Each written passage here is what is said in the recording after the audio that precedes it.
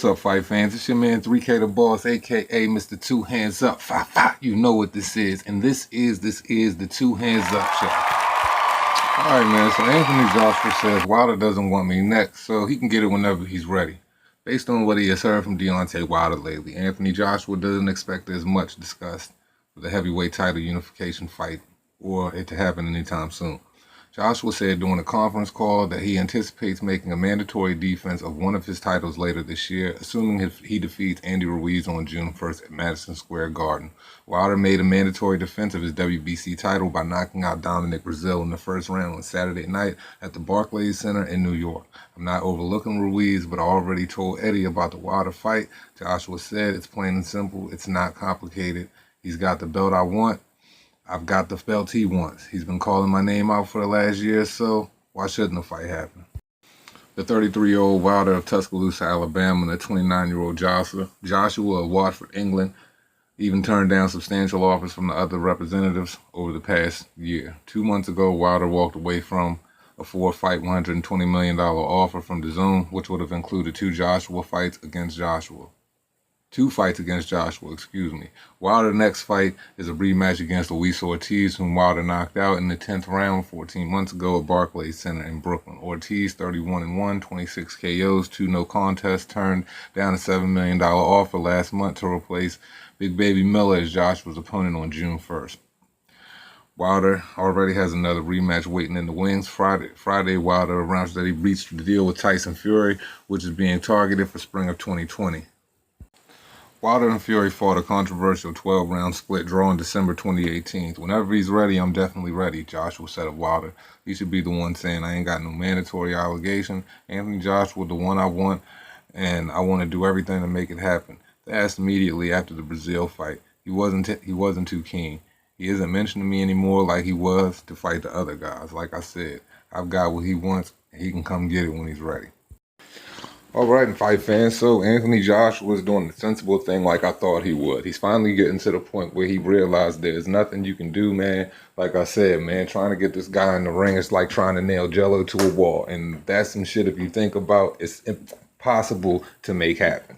So, with that being said, Anthony Joshua is just moving on. And speaking of his mandatories, you already got to look at it like this. He's got, quite a nice level of opposition lined up to where, regardless of however we look at it, we're going to get the fights we deserve. Now, for Deontay Wilder, he can just kick rocks as far as I'm concerned, take his destiny in his own hands, and do his own thing, because that's quite clearly what he's doing. Now, the Tyson Fury thing, you guys, I'm not 100% sure on, and I'm not sure if that's a rematch that's truly going to happen. So I wouldn't hang your hat on that. But Fury did mention that he wanted to revisit the Wilder fight at the beginning of 2020.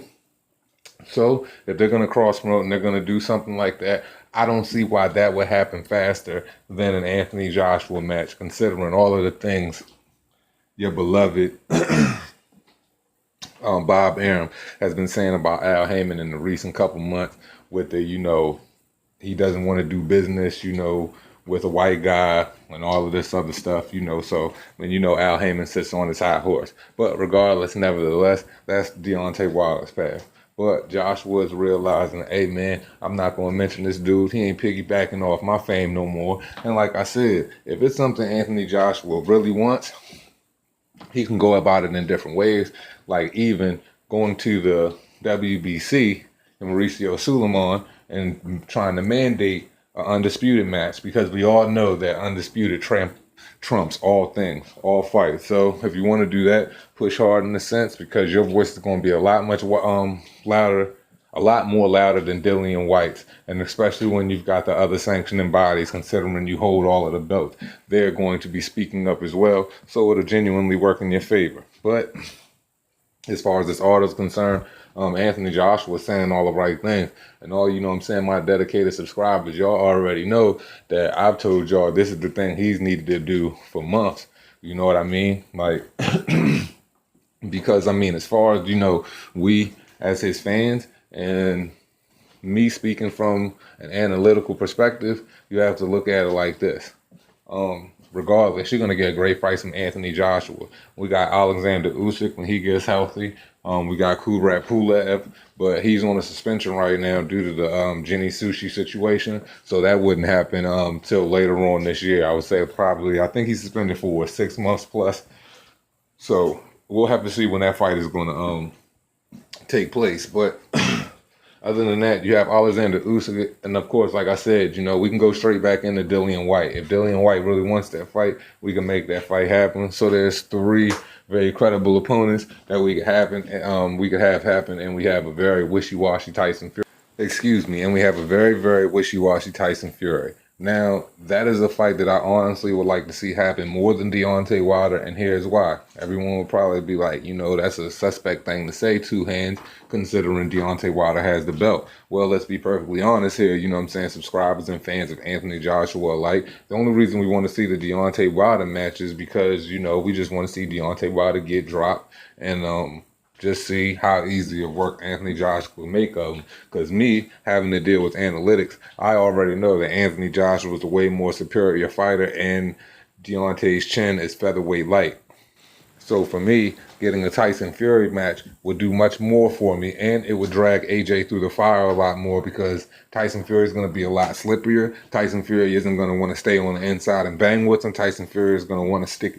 Tyson Fury is going to want to stick and move, and I want to see how Anthony Joshua will be able to deal with that frustration throughout 12 rounds of fight. And considering the fact that Anthony Joshua might not be able to lock him off as easy and get an easy touch on him and be able to get him on the canvas. In the case that that does not happen, I would like to see Anthony Joshua box 12, even though I've experienced with Joseph Parker, and Joseph Parker is a slippery defender and a slippery stick and move kind of guy, but Tyson Fury just does it way better with a lot more finesse, and he's a lot bigger. He's a much bigger target. So yeah, I would probably like to see that fight much more anyway. So I like the way Anthony Joshua was thinking. He always has a good mental compass anyway, and he knows how to navigate his way through the BS and knows how to handle his career work very well.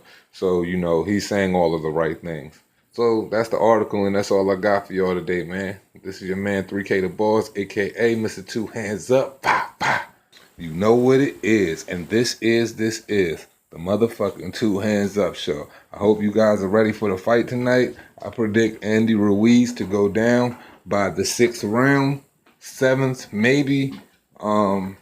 Yeah, man, that's it. And as we always say when we close this joint up, cost you nothing to pay a nigga no